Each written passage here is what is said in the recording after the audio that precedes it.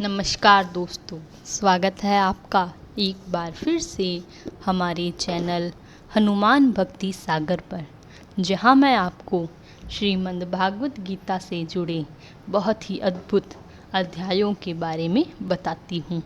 आज मैं आपको श्रीमद् भागवत गीता के 8वें अध्याय का सार बताऊंगी कि आखिर भगवान श्री कृष्ण ने श्रीमद् भागवत गीता के 8वें अध्याय में क्या उपदेश दिए जो मनुष्य को पालन करने चाहिए, जिनको मनुष्य अपने जीवन में लागू करके अपनी सभी समस्याओं का समाधान कर सकता है। तो आइए शुरू करते हैं श्रीमद् भागवत गीता के 8वें अध्याय का सार।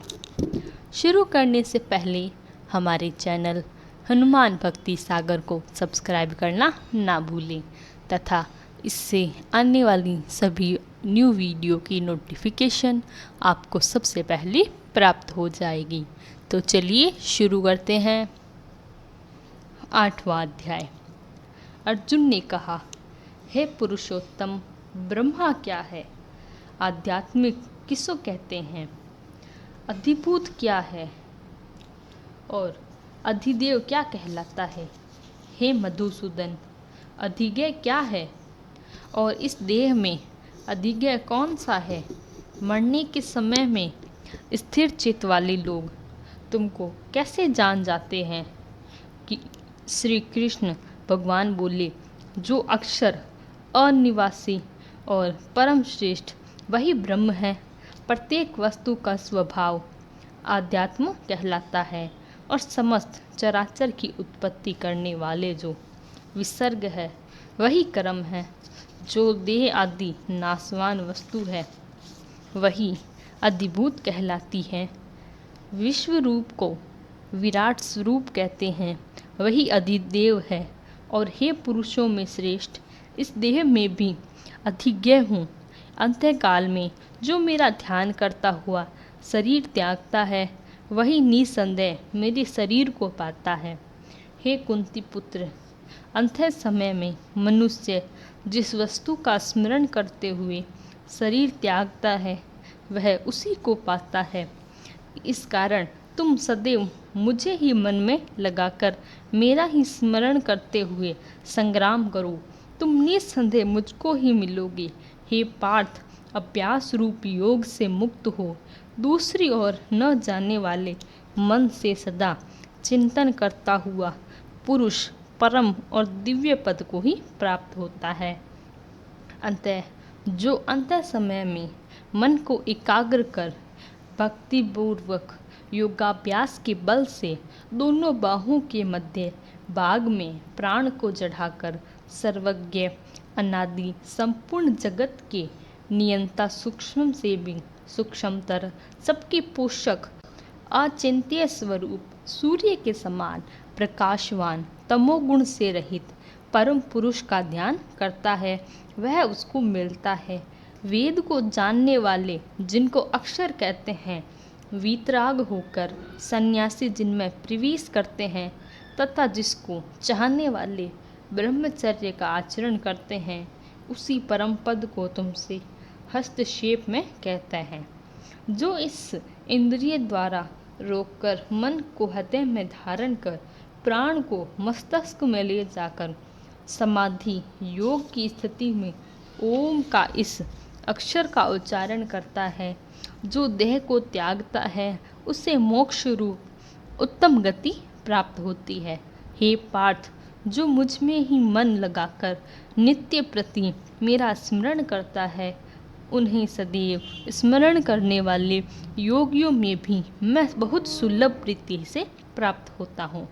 मुझको प्राप्त होने पर परम सिद्धि को प्राप्त करने वाले महात्मा गण फिर यह जन्म नहीं धारण करते हैं, जो नाशवान और दुख का घर है। हे अर्जुन, ब्रह्मलोक नियंतर मुझको जितने लोग हैं वहाँ से लौटना पड़ता है, परंतु मुझ में मिलने से फिर जन्म नहीं होता। 1000 महायुगों का एक दिन होता है और हजारों महायुगों की एक रात्रि ब्रह्मा की होती है। जो इन बातों को जानते हैं वह सब ज्ञाता है। ब्रह्मा का दिन होने पर अपव्यय से सब व्यक्तियों का उदर होता है और रात को उसी में लय होता है। हे पार्थ, समस्त चराचर वस्तुओं का यह समुदाय दिन में बार बार उत्पन्न होकर रात्रि के आगमन में लीन हो जाता है। इस अव्यक्त से परे दूसरे सनातन अव्यक्त हैं जो इन सब के नष्ट होने पर भी कभी नष्ट नहीं होते हैं। उस अव्यक्त को ही अक्षर कहते हैं। वही परम गति है जिसको प्राप्त करके फिर संसार में नहीं जन्मते। वही मेरे परम धाम है। हे पार्थ, जिनके अंतर्गत सब प्राणी और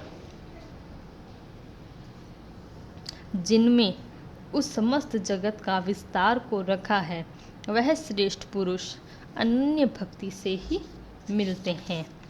हे भारत श्रेष्ठ, जिस काल में योगी जन देह छोड़कर फिर नहीं लौटते हैं और जिस काल में अग्नि प्रकाश और दिन शुक्ल पक्ष को हो उत्तरायण के 6 महीनों में मृत्यु को प्राप्त होते हैं, धूम्र रात कृष्ण पक्ष दक्षिणायन के 6 महीने इनके मध्य गमन करने वाले चंद्रमा को ज्योति को पहुँचते हैं और लौट आते हैं।